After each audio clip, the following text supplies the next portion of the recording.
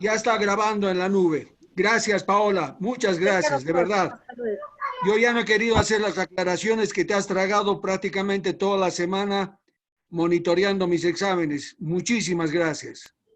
No se preocupe, doctor. Lo dejo con su clase. Igual lo veo en la siguiente sesión. Gracias. Hasta luego. Hasta luego. Bueno, muchachos, creo que si alguien se ha atrasado, espero que alguien no esté en la sala de espera. Veo que nadie. Y vamos a empezar con la clase de sistema nervioso autónomo. El sistema nervioso autónomo es un sistema que va a utilizar las mismas estructuras que el sistema nervioso que habíamos estudiado, que es el sistema nervioso de relación, es decir, dos hemisferios cerebrales, un tronco cerebral, mesencéfalo, protuberancia, bulbo y toda la médula espinal. Y en el sistema nervioso periférico, sí, ahí va a haber algunas estructuras específicas del sistema nervioso autónomo, como son los ganglios autónomos, pero prácticamente las estructuras son las mismas del sistema nervioso de relación con el sistema nervioso autónomo. El término autónomo quiere decir que escapa de mi control, es decir, funciona en forma automática. El sistema nervioso autónomo va a hacer funcionar todas las vísceras, pero no solamente las vísceras, como el corazón, pulmones, sistema digestivo, corazón, intestinos, sino también la parte vascular, por ejemplo, las arterias. Las arterias pueden disminuir su calibre o pueden dilatarse para bajar la presión o pueden contraerse para aumentar la presión. A eso se refiere con una autonomía de función visceral y de algunas estructuras que están fuera de mi alcance, de mi control. Hoy me puedo prolongar un poco más. La clase que he dado ayer para el paralelo 2 la he dado a las carreras por una cuestión de tiempo, pero por sugerencia de algún alumno de ese paralelo, estamos dando la clase hoy mucho más tranquilos porque no tenemos un límite de tiempo. Tampoco me voy a extender demasiado como para hacerlo muy cansador. Pero, por ejemplo, en Oriente, justamente los tibetanos, algunos meditadores de mucho tiempo, de años de meditación, pueden lograr tener un control sobre este sistema nervioso autónomo. Entonces son personas que pueden tener la posibilidad de controlar su frecuencia cardíaca, que pueden aumentar su presión arterial, que pueden tener cambios de temperatura del cuerpo. Se ha visto en algunos casos en estos templos en el Tíbet que algunos monjes budistas se los ha cubierto con frazadas congeladas y muy rápidamente ellos han aumentado la temperatura de su cuerpo y han hecho que estas mantas que les habían puesto encima, que estaban mojadas y congeladas, se lleguen a secarse por la temperatura corporal. Eso es un dominio extraordinario del cual nosotros aquí en Occidente estamos muy lejanos porque prácticamente ninguno de nosotros practica meditación diaria o frecuente y por lo tanto para nosotros es completamente autónomo este sistema.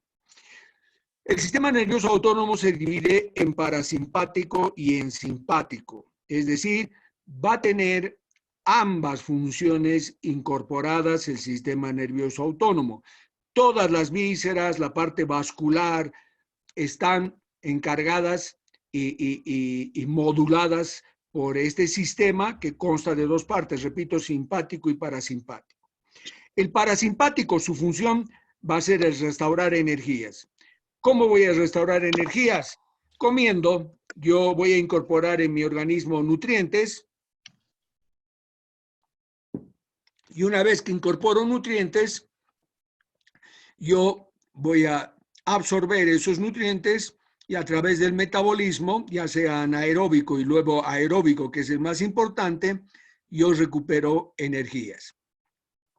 Entonces, vamos a tratar de hacerlo bien conceptual, en el sentido de que si el parasimpático me permite restaurar energía y yo voy a restaurar energía absorbiendo nutrientes, el parasimpático lo que va a estimular es todo el funcionamiento del sistema digestivo, es decir, estómago e intestinos.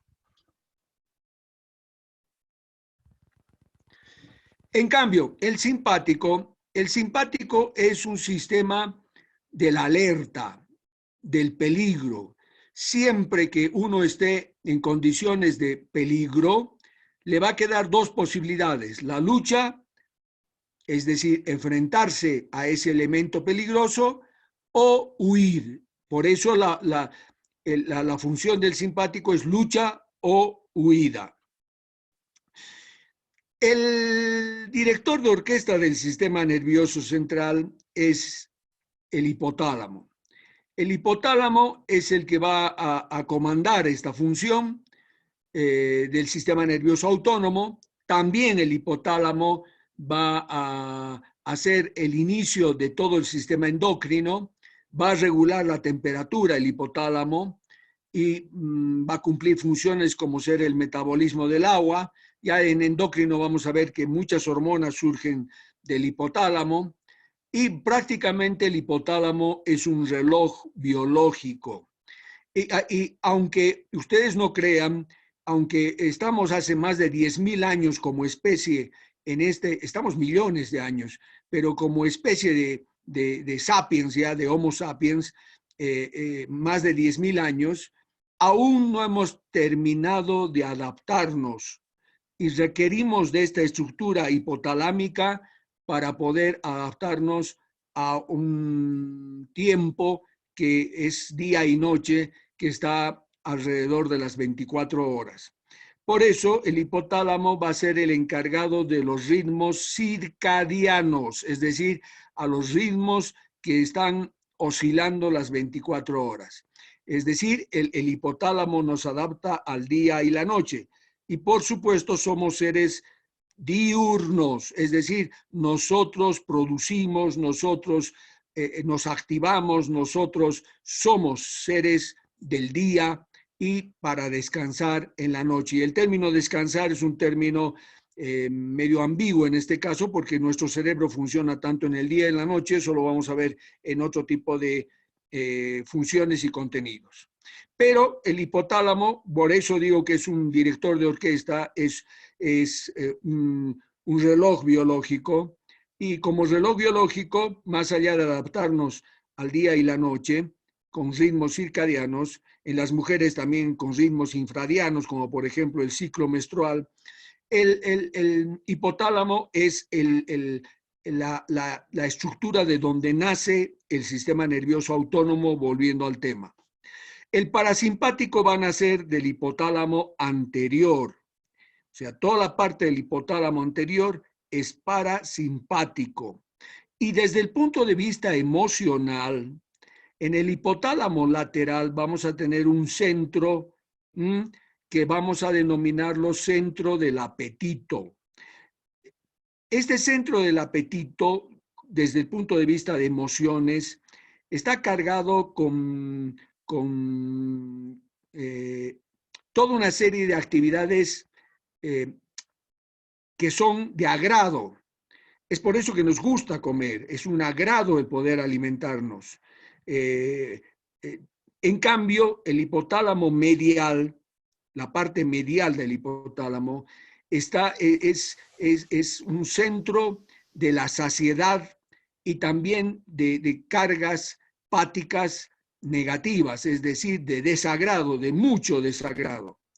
El hipotálamo lateral, que vuelvo a repetir, tiene cargas emocionales de agrado, se va a relacionar con el hipotálamo anterior, que es el parasimpático. A todo el mundo nos gusta comer, nos agrada comer.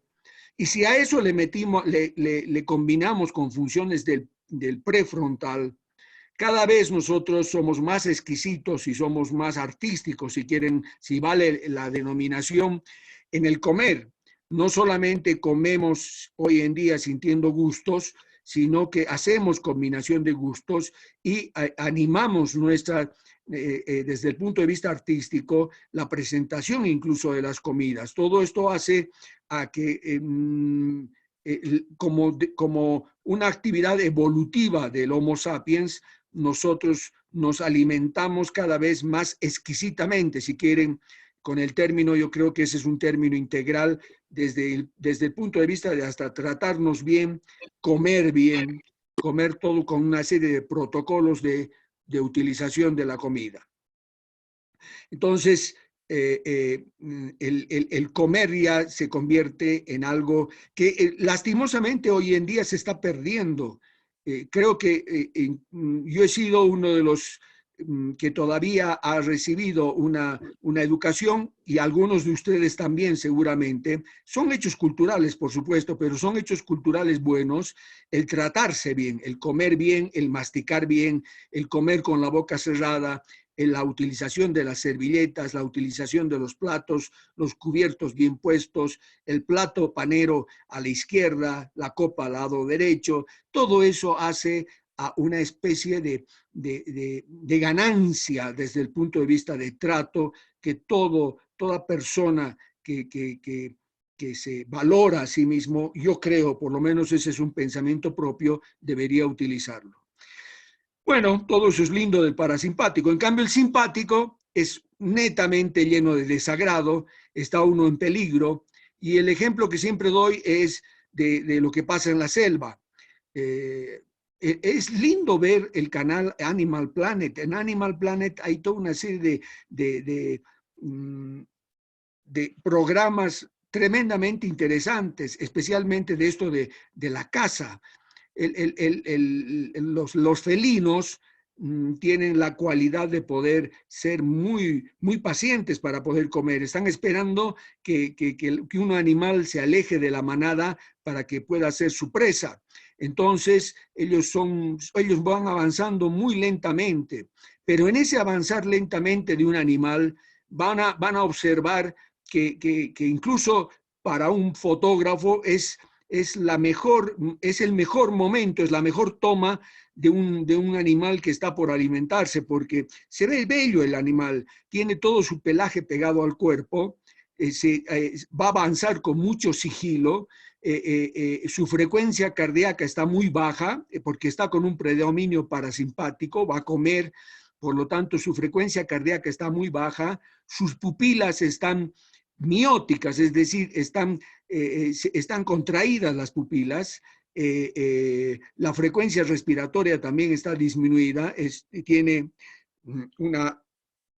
además de la bradicardia, que es la disminución de la frecuencia cardíaca, una bradipnea, que es una disminución de la frecuencia respiratoria.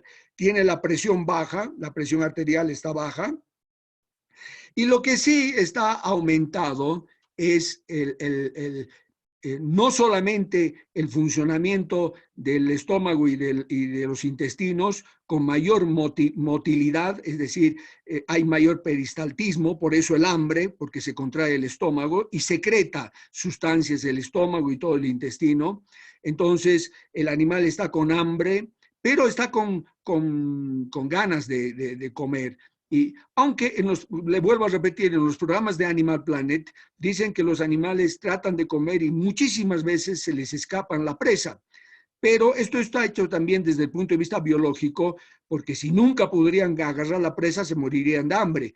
Los animales llevan, en cierta forma, las de ganar, porque una vez que el animal ya ha encontrado la presa, se empieza a correr para poder comerla, para poder atraparla.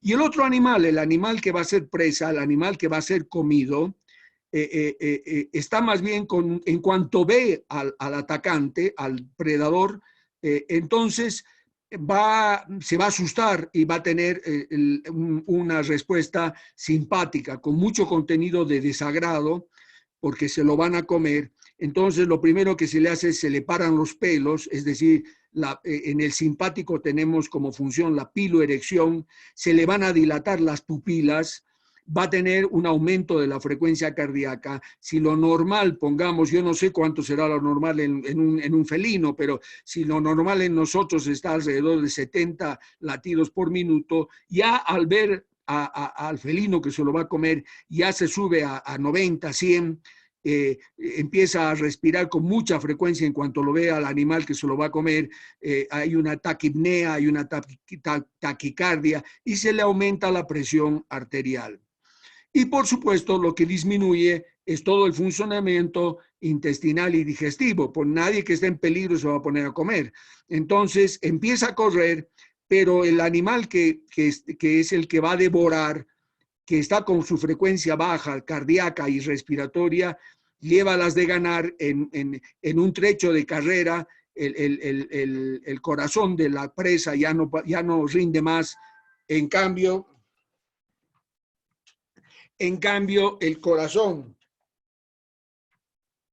perdón un segundo, ahí está. Estaba baja la batería de mi computadora.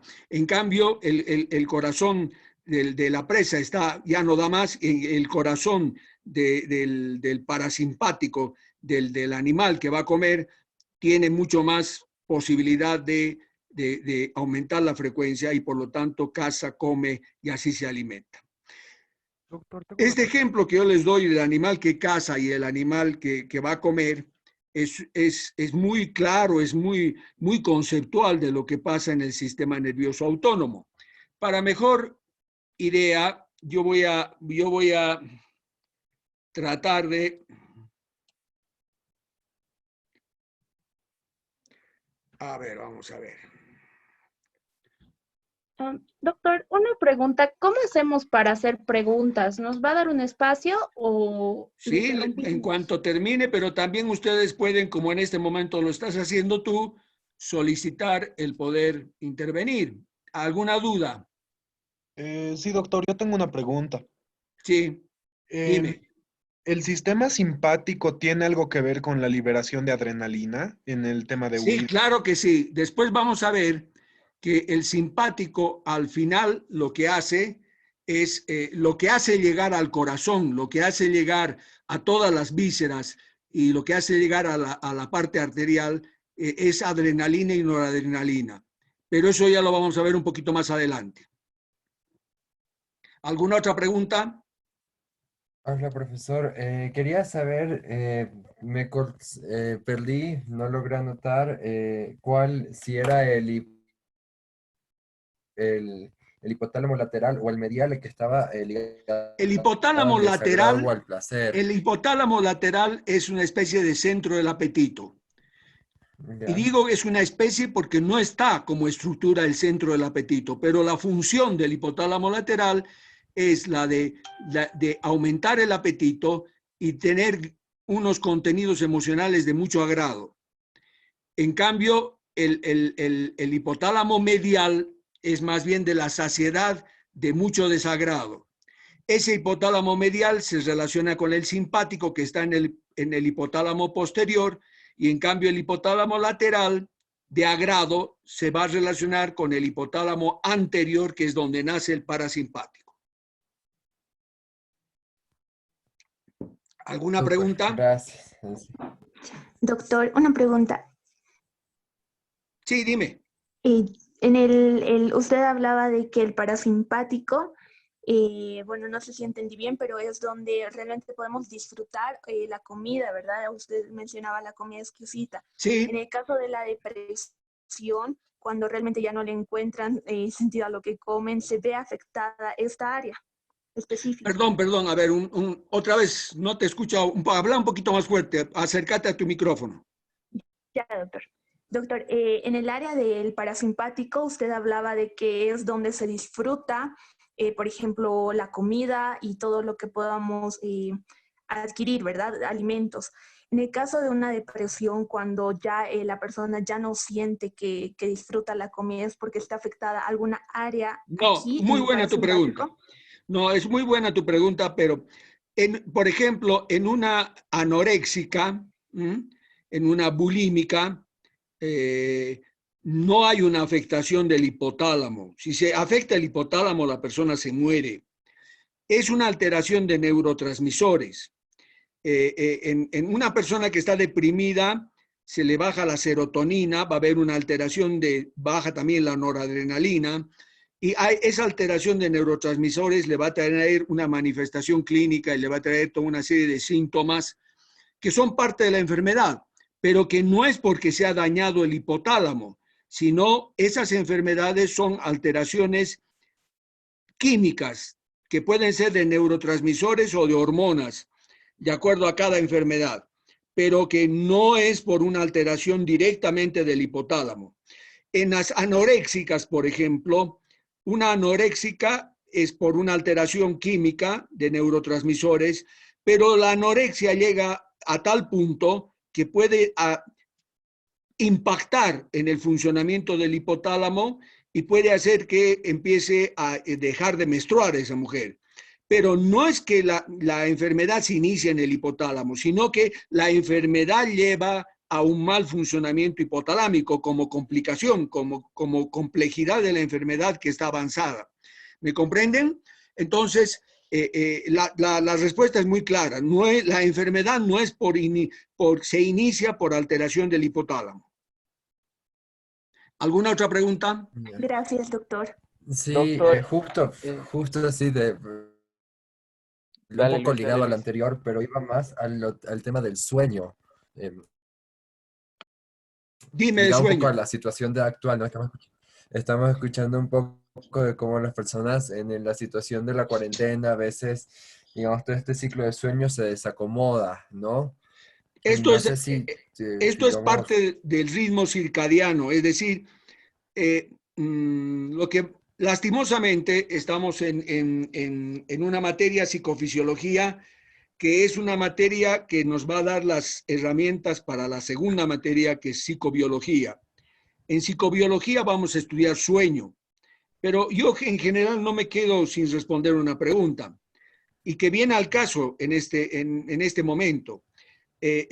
Por ejemplo, si yo estoy en la noche queriendo dormir y tengo una preocupación de que yo me puedo agarrar el coronavirus porque tengo 65 años y yo estoy en una población muy compleja, porque si el día de mañana este sistema colapsa y los hospitales están llenos de gente con coronavirus y ya no dan los respiradores se están peleando los pacientes para poder acceder a ellos, yo estoy en muy malas condiciones, ¿no? Entonces, si yo necesito por mi enfermedad de coronavirus, por mis alteraciones respiratorias, que me den un respirador, y a mi lado yo tengo otro paciente de 20 años que también está en las similares condiciones que yo y necesita el respirador, lo más seguro es que le van a dar el respirador al muchacho de 20 años y no a mí, que soy una persona ya de la tercera edad.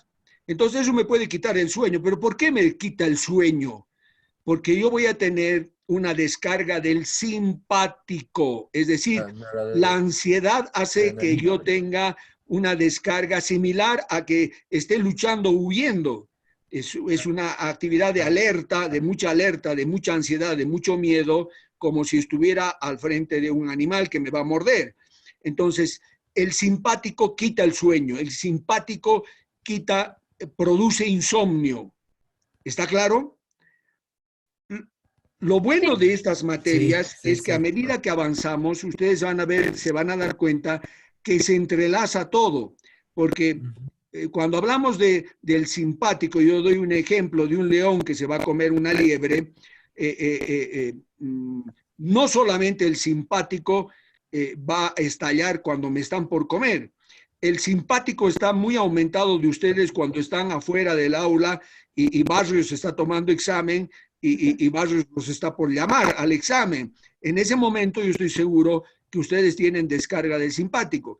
Y a veces ustedes me dicen, yo estoy muy nervioso, doctor, yo no me he olvidado de todo, se me ha puesto negra la mente y me he olvidado de todo. Y yo les miro las pupilas y sus pupilas están mióticas, sus pupilas están pequeñas. Entonces esa persona me dice que está nerviosa y no está nerviosa. En cambio, en otras personas, sin que tengamos diálogo alguno, yo les digo, por favor, tranquilízate. Un examen es un accidente, nada más, no es para que tengas semejante ansiedad. Y esa persona se debe quedar como con un signo de interrogación. ¿Por qué me dice Barrios esto? Porque en ese momento sus pupilas están completamente dilatadas y seguramente tiene una gran descarga del simpático, y el signo de la dilatación de las pupilas hace que eso lo demuestre. ¿Me entienden? Todo es integral. ¿Alguna otra pregunta? Por ejemplo, como yo soy ansiosa, tengo dos respuestas. Una es querer comer y comer y comer y comer, y la otra es hacer ejercicio y se me pasa la ansiedad. ¿Y por qué es esto? No, lo que pasa es que los problemas de ansiedad se dan en forma diferente en las personas. Algunas pueden tener insomnio, otras no pueden dejar de comer. Hay personas que comen por ansiedad porque es una forma de canalizar la ansiedad, el empezar a bajarse la heladera. Pero estamos entrando en contenidos de psicobiología y no de los que corresponde a la materia de ustedes, pero lo van a entender y comprender cuando veamos los que aprueben este semestre emociones. Veamos en psicobiología emociones. Ahí vamos a ver emociones y ansiedad. Gracias. ¿Alguna pregunta? Doctor, ¿qué pasaría si el hipotálamo no se ha desarrollado bien en una persona? No tienes vida. Ah, ya. El hipotálamo es vital. El hipotálamo, sin hipotálamo, es imposible vivir. ¿Alguna otra pregunta? Bueno, justamente ustedes si ven mi pantalla, ahí está el hipotálamo, esa estructura llena de colorcitos, de donde está colgando una estructura que es la hipófisis. Yo con el ratón les muestro, todo esto es el hipotálamo. Este que dice número 15 aquí es una comisura que está uniendo ambos tálamos. O sea, yo tengo aquí en la profundidad un tálamo y aquí se ha sacado el otro tálamo. Cada tálamo en un hemisferio. Y hay una estructura, una sola en el medio, que es el hipotálamo, que son todos estos colorcitos. Aquí en la parte anterior estaría el parasimpático y aquí en la parte posterior estaría empezando el simpático. Como lo hemos dicho, ¿no? Tenemos sistema nervioso parasimpático y el sistema nervioso simpático. La primera neurona de cada una de ellas está en el hipotálamo, en el parasimpático, en el hipotálamo anterior, en el simpático, en el hipotálamo posterior. Esas son estructuras, se puede decir, altas, es decir, de inicio, es la primera neurona, la del hipotálamo. La segunda neurona sigue en el sistema nervioso central. Y la segunda neurona en el parasimpático tiene dos posibilidades.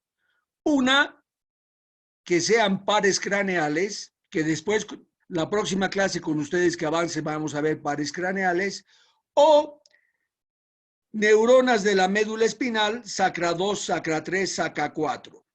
En cambio, en el simpático, la neurona que está en el sistema nervioso central es una neurona de la médula espinal que se extiende dorsal 1 a lumbar 3. Repito, en el parasimpático, dos posibilidades: pares craneales o sacra 2, sacra 3, sacra 4 de la médula espinal, y en el simpático solamente médula espinal de dorsal 1 a lumbar 3.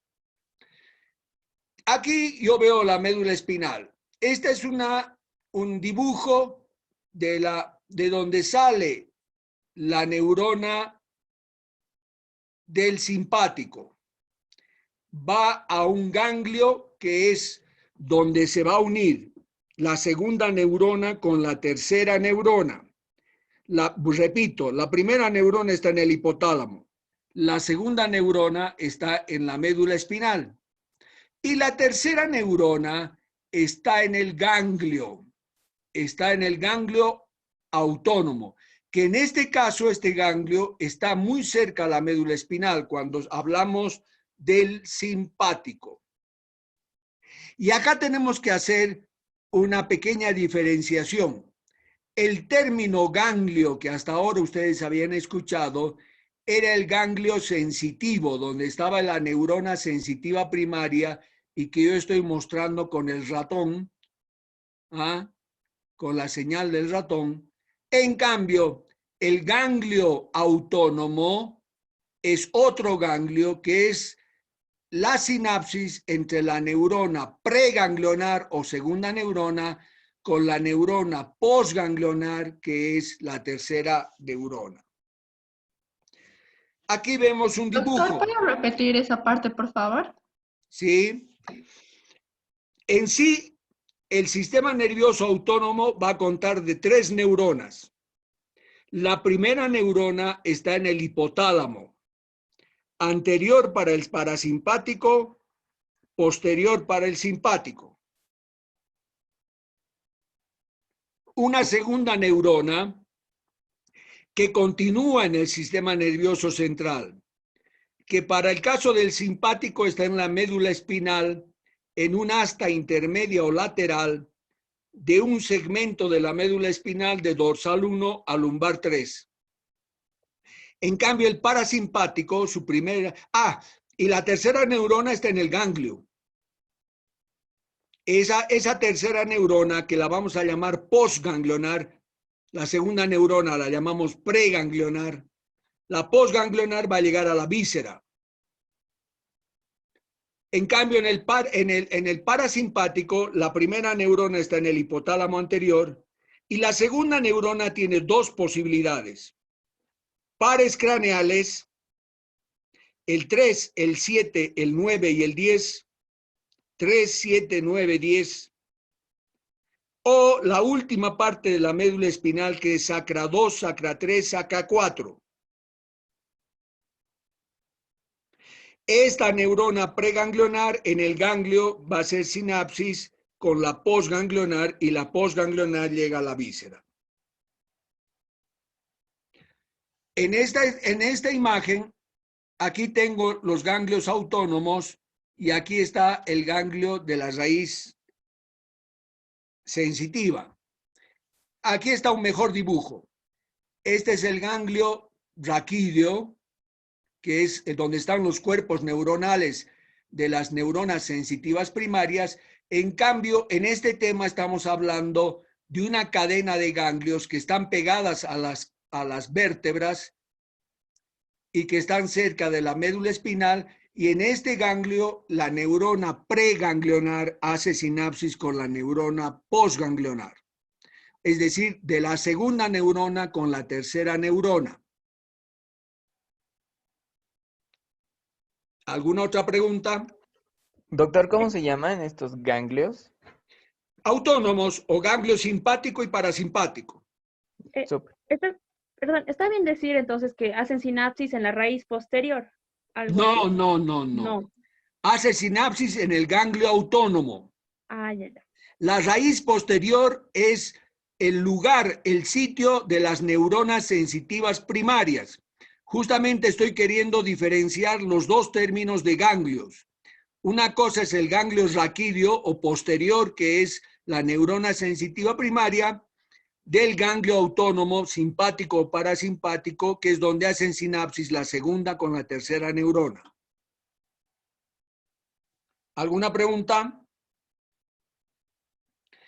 Aquí tenemos lo mismo que he dicho, es decir, en este lado tenemos el parasimpático con los pares craneales, el 3, el 7, el 9 y el 10. Y sacra 2, sacra 3, sacra 4, en color celeste. Y en cambio, en rojo, el simpático. El simpático tiene cerca el ganglio, es decir, la neurona preganglionar es corta y la neurona postganglionar que va a la víscera es larga. En el parasimpático es diferente. El ganglio está cerca a la víscera.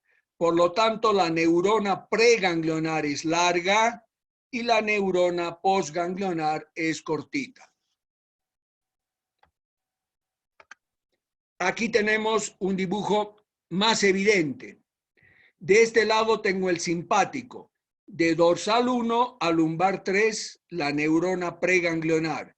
Y luego el ganglio, donde están las neuronas postganglionares que van a las vísceras. En el parasimpático, dos posibilidades. Los pares craneales 3, 7, 9 y 10 para ir a las vísceras. El décimo par va prácticamente al corazón, pulmones y todo el sistema digestivo. Eso lo vamos a ver en la próxima clase en pares craneales. Y la otra posibilidad, sacra 2, sacra 3, sacra 4, que va a ir a la parte urinaria, la vejiga y la última parte del sistema digestivo, control del ano, del recto. Otro ejemplo, esto es parasimpático, pares craneales. 3, 7, 9 y 10. En cambio, la otra posibilidad, sacra 2, sacra 3 y sacra 4. Y el simpático, médula espinal, dorsal 1 a lumbar 3. Van a las mismas vísceras. El mismo ejemplo, simpático de dorsal 1 a lumbar 3, este lado, y parasimpático, pares craneales y sacra 2, sacra 3, sacra 4. Esto es solamente del parasimpático para que lo tengan claro. Los pares craneales 3, 7, 9 y 10, donde llega aquí, esto es el axón de la neurona que está en el hipotálamo anterior, que hace sinapsis con la neurona preganglionar de pares craneales. Esta neurona preganglionar es larga y el ganglio está cerca a la víscera y la postganglionar o tercera neurona. Y la otra posibilidad es la médula espinal, sacra 2, sacra 3, sacra 4. Esta es la neurona que baja del hipotálamo anterior y esta es la preganglionar, donde hace sinapsis en el ganglio con la postganglionar, que es cortita, para tener efecto sobre la víscera. Y acá tenemos un ejemplo de ambos, es decir, el corazón. El corazón va a funcionar con un control del parasimpático en verde y del simpático en rojo, es decir, ambos neuronas postganglionares llegan al corazón. Si hay un predominio simpático, disminuye el parasimpático. Si hay un predominio parasimpático, va a disminuir el simpático. Y acá yo tengo un ejemplo, en los laterales está el parasimpático. Pares craneales o sacra 2, 3 y 4. La neurona de los pares craneales y de sacra 2, sacra 3, sacra 4, como neurotransmisor va a tener la acetilcolina. Y las postganglionares, tanto de los pares craneales como de la médula espinal, también van a secretar en la víscera acetilcolina. Es decir, en el parasimpático, tanto la segunda neurona o preganglionar como la neurona postganglionar o tercera neurona van a secretar acetilcolina. Es decir, lo que le llega a la víscera es acetilcolina. En cambio, el simpático que está en la médula espinal, desde dorsal 1 a lumbar 3, la neurona preganglionar, que es cortita, va a secretar acetilcolina también. Y la neurona postganglionar produce noradrenalina, es decir, la tercera neurona o neurona postganglionar del simpático producen noradrenalina, que eso es lo que le llega a la víscera. Y aquí en este dibujo me sirve para ejemplificar algo. Hay algunas neuronas preganglionares del simpático que van a ir a la médula, es decir, a la parte media de una glándula que se llama suprarrenal.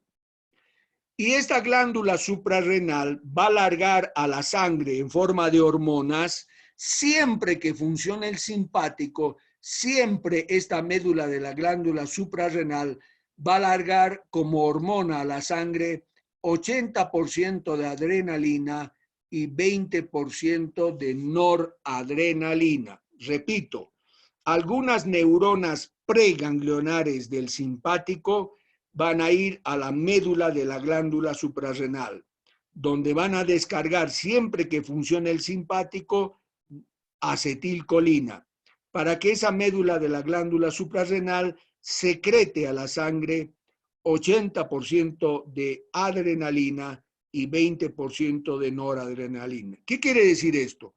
Que si viene un perro a quererme morder, yo voy a tener descarga en mis vísceras de noradrenalina y adrenalina por el simpático, directamente. Esa es la primera respuesta ante un peligro de un perro que me quiere morder. Yo me escapo del perro, yo estoy trepado en un árbol y me doy cuenta que todavía sigo sintiendo como una descarga simpática. Es porque aunque el peligro ha pasado, ya tengo en la sangre como hormonas, como segunda respuesta, una respuesta endocrina que me ha secretado la médula suprarrenal, 80% de adrenalina y 20% de noradrenalina, que si yo tuviera que seguirme enfrentando, es una lucha larga, si yo no he podido treparme al árbol, pero me quedo en la base del árbol peleándome con el perro, yo voy a tener simpático y además hormonas como segunda respuesta al peligro. Doctor, y una pregunta, ¿cuál es la diferencia entre la noradrenalina y la adrenalina? No, son similares, son sustancias químicas primas hermanas, la acción es la misma. Que también son familiares de la dopamina, ¿eh? Son sustancias químicas parecidas. Nosotros en medicina, cuando un paciente se le baja la presión y se está por choquear por falta de presión arterial, podemos usar dopamina, podemos usar adrenalina o podemos usar noradrenalina. Las tres sustancias van a ser vasoactivas, es decir, van a subirme la presión. Una pregunta, Doctor. y Primero la mujer. Sí. Perdón, ¿cómo realiza la adrenalina esta vasodilatación? O sea, ¿hacia dónde va dirigida? ¿Qué estructura? No vasodilata, contrae más bien, contracción vascular. ¿Y cómo realiza esa contracción? O sea, ¿a qué estructuras afecta? ¿Hacia dónde van esos neurotransmisores o esas hormonas? No, si es directamente el simpático, la neurona postganglionar llega a la arteria y la sustancia química es un vasoactivo, es decir, cierra la arteria.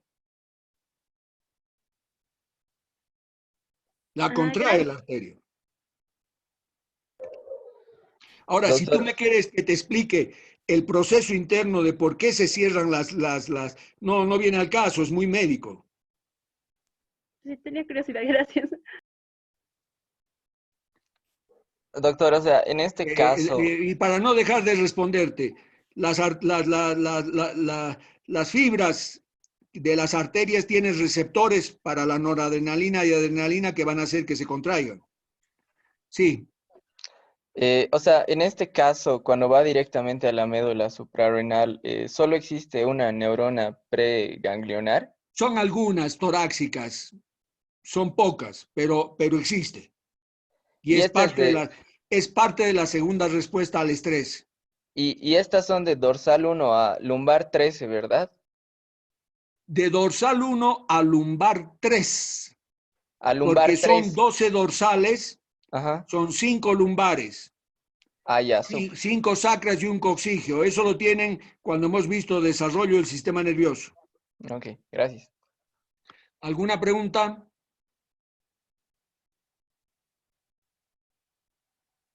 ¿No hay más preguntas?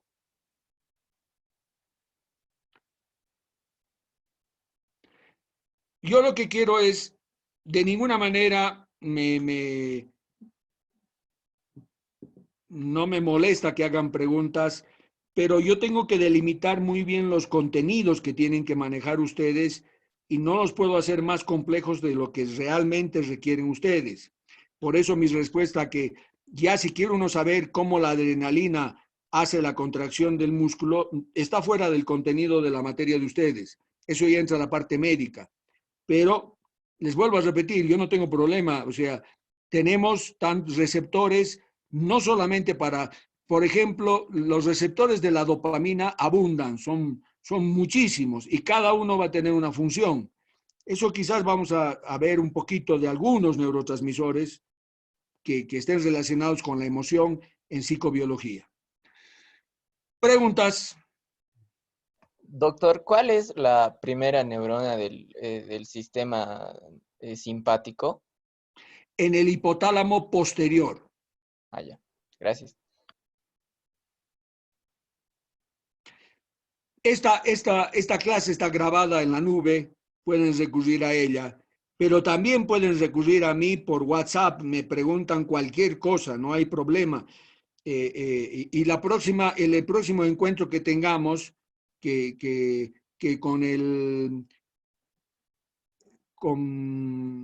el paralelo 2 va a ser miércoles y jueves, y con el paralelo 1 martes y viernes, no está de más las siguientes clases poder preguntarme de cualquier duda que hayan tenido. Lo mismo de los 3 videos que tienen grabados, ¿no?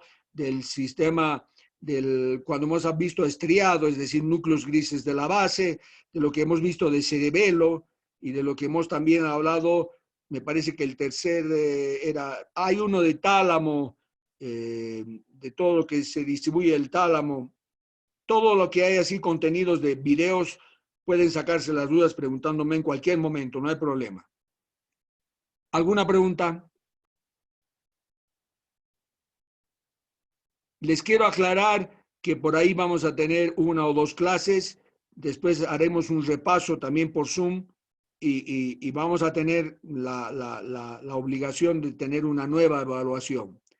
Yo me he permitido, y yo quiero ser muy respetuoso, y por eso mismo ha habido un momento que no sabía si escribirles o no escribirles contenidos, pero vuelvo a repetir, yo de ninguna manera yo soy un hipócrita. Hay una diferencia tremendamente grande entre las experiencias que tienen ustedes a su edad y la experiencia que tengo yo como viejo. Yo ya he transitado un largo camino y yo he sido joven como ustedes y yo he sido una persona que les vuelvo a repetir, les pongo ahí por escrito de que yo tomaba bebidas alcohólicas, me gustaba el rock, me gustaban las fiestas y las borracheras. O sea, no vamos a ser hipócritas en el sentido de que yo he sido un cuadrado, un santulón y que no. Por eso ahí les toco el tema, incluso dándoles nombre y apellido de Reinaldo Castañón, un hombre que ha fallecido, pero que ha sido una persona tremendamente importante en mi vida, porque él me ha hecho dar cuenta de que yo tenía toda una serie de virtudes que él pensaba que quizás podía yo rescatar y no seguir en ese medio ambiente malo que era para mí y que yo tenía que salir al exterior a estudiar.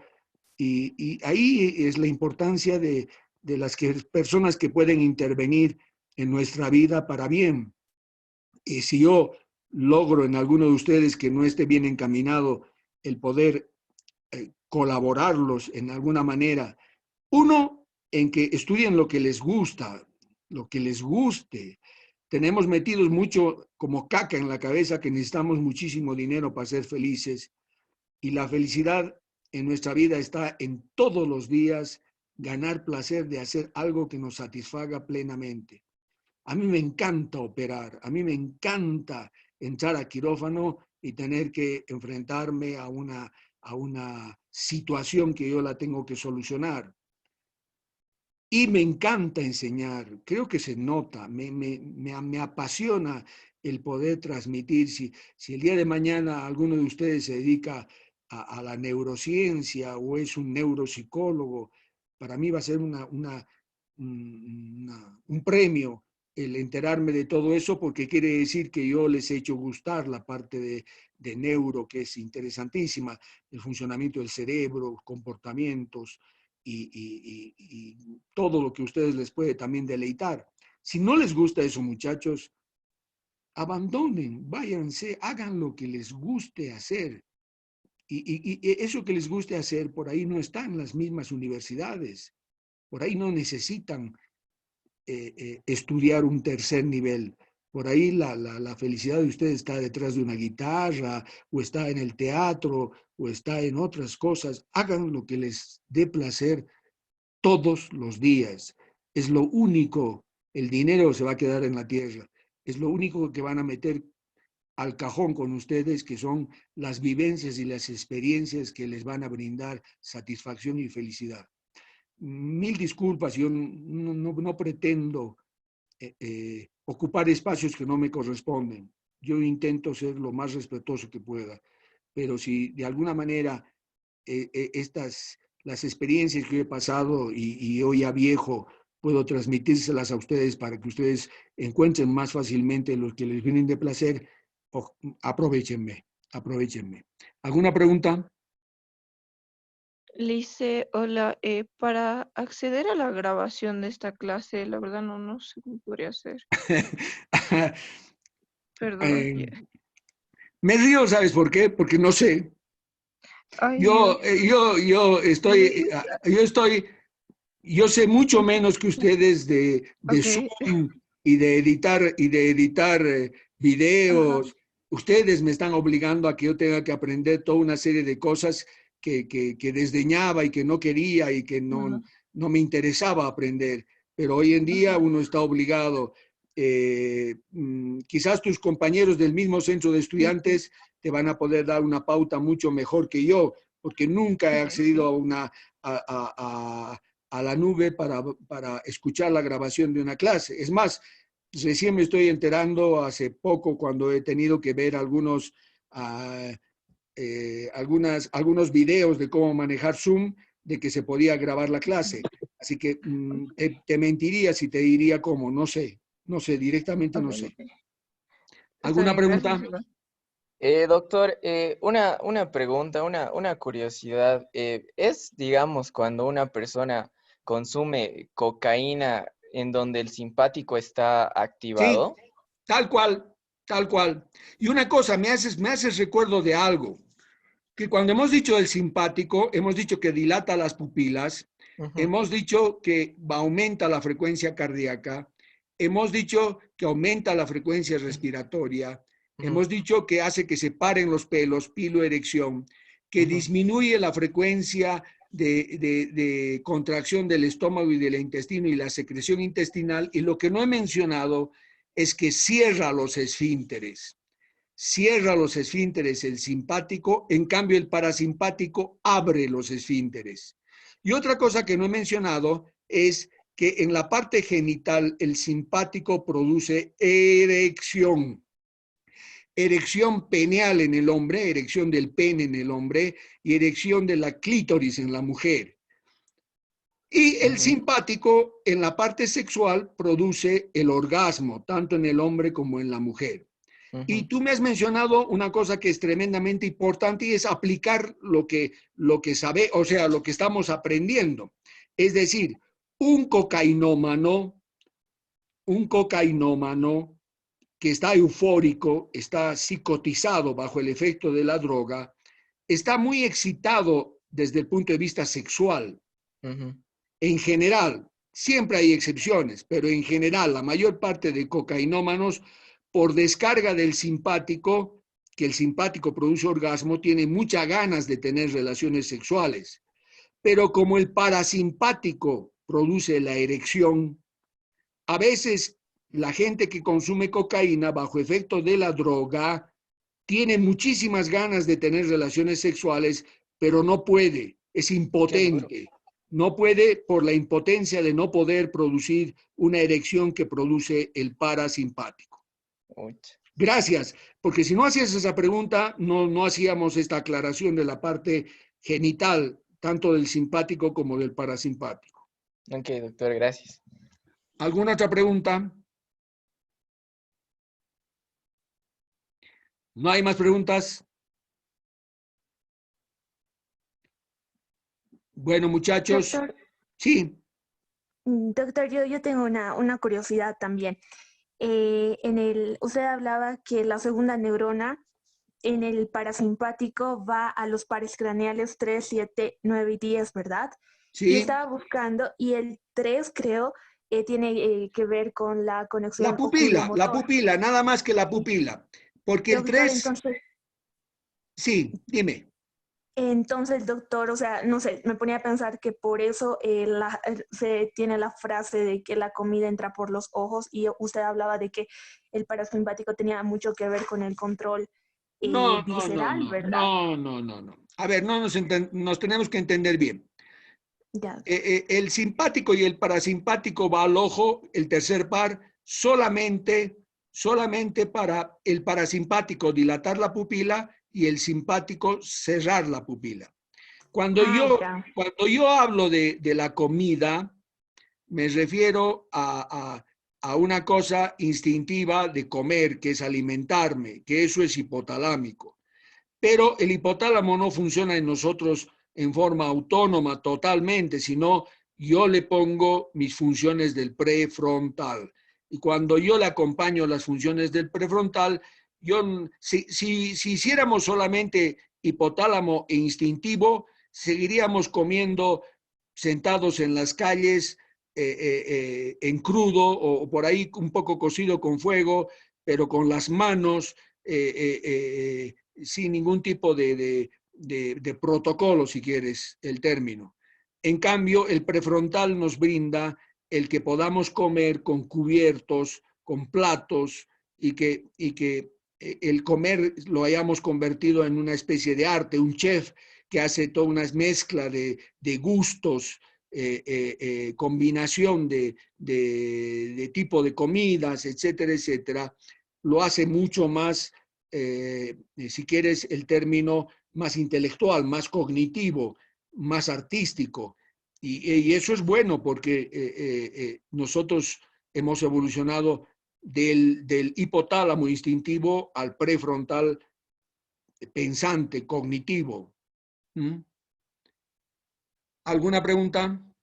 Tengo una Eh, curiosidad, aunque Gracias, doctor. es Dime. sobre el coronavirus. Hay una función que se pierde, que es la de el sentido del olfato. ¿Por qué? Sí, el olfato y el gusto. No se sabe muy bien. Aparentemente el virus no solamente entra a las mucosas y después se va hacia la parte respiratoria, sino que altera el primer par craneal, que es el olfato, y el noveno par y el séptimo par, que son el gusto. Séptimo y noveno son el gusto en la lengua. Parece que se alteran estos nervios y por eso se pierde el gusto y el olfato. Es por una invasión del virus hacia el sistema nervioso que hace que aparezca esta sintomatología. mm, mm. Son dos Eh, cosas que yo permanentemente ahora me ando controlando. Uno el olfato, otro el gusto con las comidas y todas las cosas que uno puede oler. Y otro es el inspirar aire, el meter aire en los pulmones y contar más o menos hasta 10 para que me dé cuenta que no hay una restricción respiratoria en mi pulmón. Con eso me quedo tranquilo, más el hecho de que no haya fiebre, estoy tremendamente tranquilo, pero siempre estamos expuestos al contagio. Esto hay que tomárselo en serio, muchachos, y valga que anoche han estado bloqueando, apedreando, pidiendo que se apuren las elecciones. Y a mí me da mucho pena en nuestro país que haya gente que por unos pesos pueda arriesgar su vida y contagiarse y que salga y bloquee. Realmente, a veces hablamos del prefrontal. El prefrontal lo podemos utilizar de muchas maneras y no es bueno utilizarlo con un egoísmo absoluto de poder regresar al poder. Disculpen, mis pensamientos son esos. ¿Alguna otra pregunta? sí, profesor, yo tenía sí, una duda que tal vez no la hemos hablado tanto en clase, le estoy ligando más con la materia de taller. Eh, en taller habíamos visto la conductancia eléctrica de la piel, ¿no? Y un poco veíamos que todo esto de las glándulas endocrinas era como controlado sobre todo por el sistema simpático, si no me equivoco. Entonces, pero no por el sistema parasimpático. Entonces, me preguntaba un poco en el sentido de para mí es como que el sistema simpático activa y el parasimpático como que inhibe, digamos, por así decirlo. Esa Sí, es como un poco la lógica que yo siempre estoy están en viendo. equilibrio, sí. Entonces, sí, porque hay estructuras como en el caso de la sudoración que no necesitan esa inhibición, digamos. Y tenía la otra duda era que en la medida que yo veo que se activa o sea, que digamos que se activa y se inhibe, eso digamos, me resulta como muy mecánico, si cabe la palabra. Entonces también quisiera saber un poco de dónde entra el tema de no sé si llamarlo emocional o sensitivo, que va No, lo emocional, lo que va emocional, ligado lo al tema del emocional. placer. No, a Sí, o ver, sea, ¿dónde entra? Porque lo veo, digamos, en todo este sistema neuronal, y estas conexiones lo veo como muy motor, como muy mecánico, ¿no? Es así como se activa, se desactiva. Pero lo emocional queda así como, ya, de repente la hormona tiene que ver, pero esas serían mis dos preguntas. no, la emoción tiene mucho que ver con esta parte simpática y parasimpática. O sea, la emoción, justamente, la emoción es una respuesta que tenemos periférica. Cuando hablo de periférico, es periférico al sistema nervioso. Ya. Eh, eh, Cuando veamos en psicobiología, el concepto que teníamos de emoción hace años era que yo miraba una cosa que la analizaba. Por ejemplo, yo miraba que se estaba quemando mi casa de afuera, yo estaba afuera, miraba que se estaba quemando mi casa y entonces pensaba y decía, Dios mío, yo tengo metido todos mis ahorros en esa casa, se está quemando, y entonces yo sentía que porque como pensaba en que estaba perdiendo mucho, se aumentaba la frecuencia de mi corazón, o sea, estaba taquicárdico, transpiraba, se me caían las lágrimas. Eso es el concepto que se tenía de emoción antes. Actualmente está completamente Ujú. diferente el pensamiento de emoción. Es decir, yo cuando estoy parado al frente de mi casa y mi casa está ardiendo, se me caen las lágrimas, no porque lo haya pensado, o sea, surge la caída, yo lloro, ¿m? Automáticamente y mi frecuencia cardíaca aumenta automáticamente, aumenta mi presión automáticamente, ese es el sistema nervioso autónomo, hay una descarga simpática. Cuando mi cerebro se da cuenta que yo estoy taquicárdico, que estoy llorando, que ha aumentado la frecuencia de mi respiración y me duele la cabeza porque se me ha subido la presión, recién me doy cuenta que estoy con una respuesta de miedo, de ansiedad, de todo lo que estoy perdiendo. Entonces, las emociones son respuestas periféricas que luego que mi cerebro más bien las interpreta todas esas respuestas que yo tengo en mis vísceras, ese vacío que se me va a hacer en el abdomen, en el estómago, ese vacío en el estómago. Todo eso lo interpreto y se convierte en sentimiento, el sentimiento de haber perdido todo, el sentimiento de que se me quema la casa, el miedo, etcétera, etcétera. Entonces, las emociones son respuestas periféricas, son respuestas autónomas, son respuestas que yo no las manejo. Es más, Claro. cuando yo estoy en peligro, se va a distribuir, se va a redistribuir la sangre. Es decir, la sangre escapa de la periferia, es decir, de la piel. Por eso me puedo poner pálido, blanco, me puedo poner de miedo. Pero porque la sangre ha abandonado la piel. Y la sangre, ¿dónde va a ir? Va a ir al músculo esquelético, va a ir a mi corazón y va a ir a mi cerebro. ¿Para qué va a ir la sangre a mi cerebro? Para que yo pueda pensar mucho mejor si lucho o huyo, si me conviene luchar o huir. Se va a ir a mi músculo esquelético porque para huir o para luchar necesito el músculo esquelético. Y se va a ir a mi corazón, por supuesto, porque necesito que corra mucho más sangre y más rápidamente para cumplir esa función de lucha o huida. ¿Me entiendes? Pero lo que tú hablas de mecánico, lo que tú hablas de automático, es así, no lo maneja mi cerebro. Primeramente es una respuesta que no controla mi cerebro.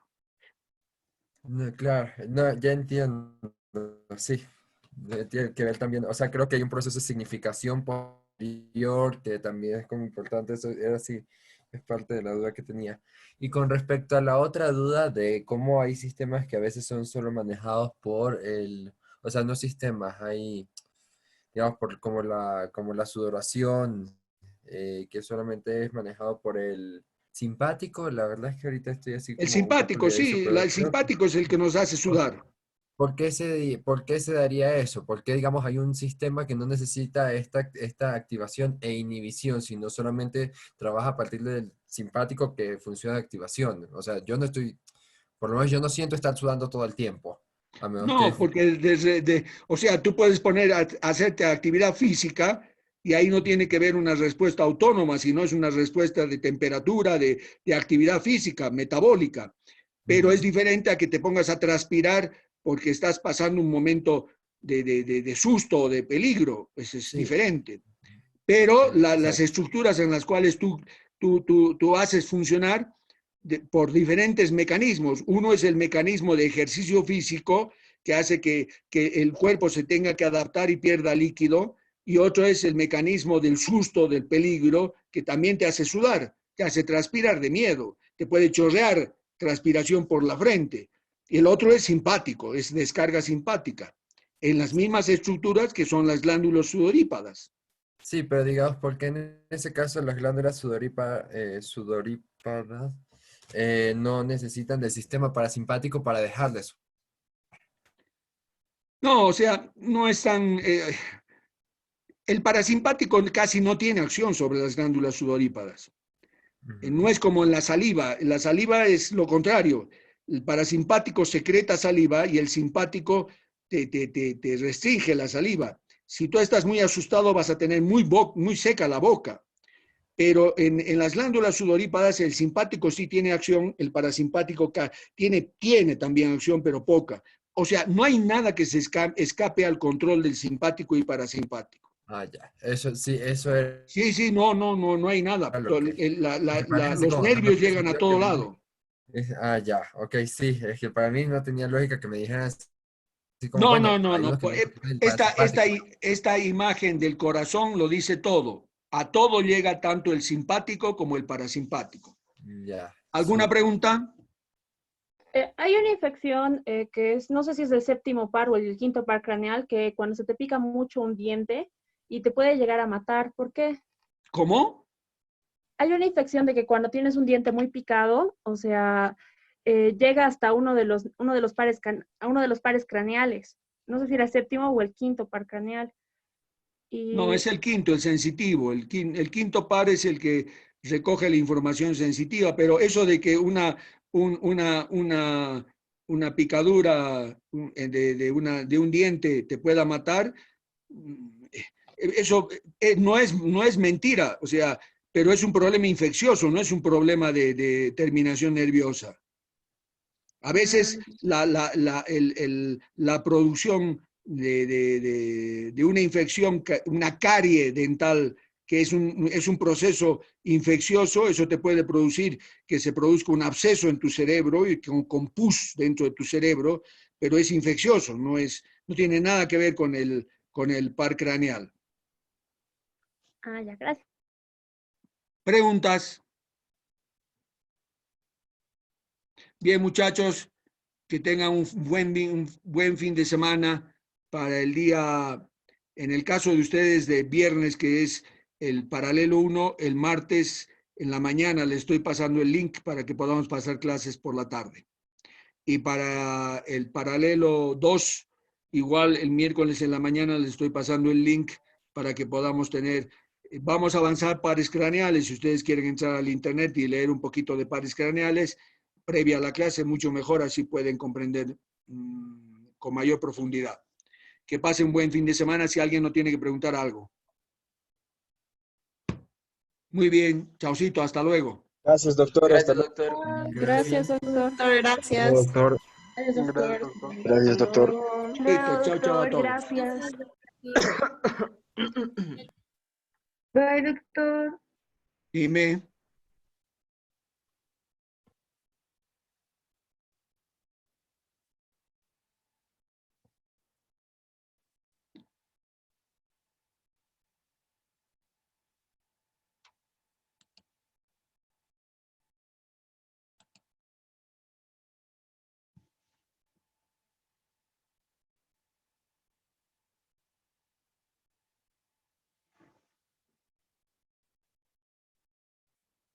Licenciado, ¿cómo está? Ay, claro, Andrea. Yo soy del paralelo 1 o 2, de ayer. Ay, no sé si me está escuchando. ¿Tu apellido cuál es? Andrea Vera. Eh, ¿Puedo pedirle a bueno, he visto que la clase de ahora está mucho Andrea más... Vera, eres del paralelo 2. Sí, sí. Entonces, ¿le puedo pedir a Pau la grabación Sí, sí, no hay problema.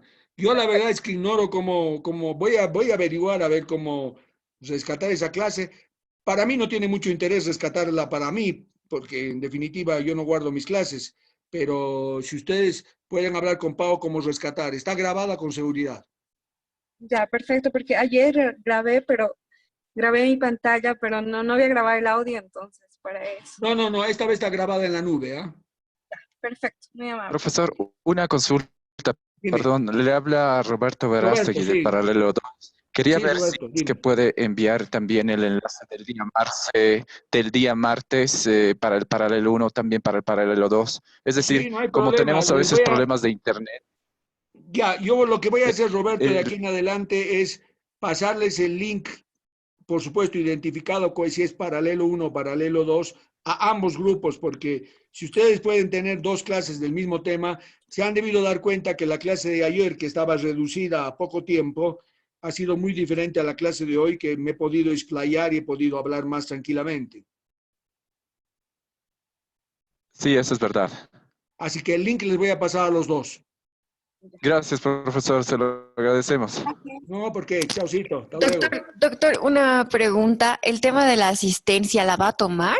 No, Ah, ya. ya he llegado yo a un punto con este problema de la cuarentena, que el que quiera aprende y el que no quiere no aprende. Ahora la evaluación la vamos a pasar igual, ¿no? Ah, claro, eso sí. Entonces, estaríamos dando examen dentro de 2 clases, dijo, ¿verdad? Probablemente dos o tres clases. Ya estoy para ir estudiando desde ahora. Sí, Gracias, ya vayan doctor. estudiando, sí, Sí. realmente. ¿Ya? Gracias, doctor. No, ¿por Hasta qué? Chao, luego. chao.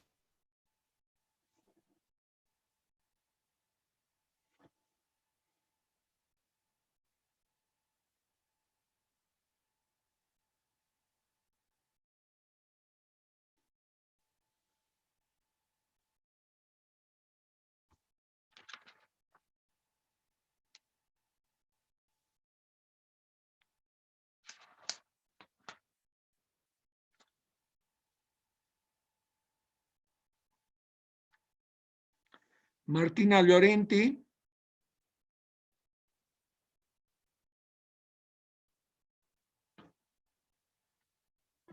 Sí, doctor. Ah, tú no estás en ninguno de los dos paralelos, ¿no? Estoy en el paralelo 1. No te tengo en la lista. Que yo sepa, estoy en el paralelo 1. No te tengo ni en el 1 ni en el 2. ¿Ya has dado examen? Sí, di examen. Ya, me voy a fijar. Por ahí no, o no estás anotada, no sé, pero no te tengo ni en psicofisiología 2, lo tengo en la mano la lista, no te tengo, y en psicofisiología 1 tampoco. Pero no hay problema porque otra es la lista que yo manejo de los exámenes. No te preocupes, ¿ya? Ya. Chaucito.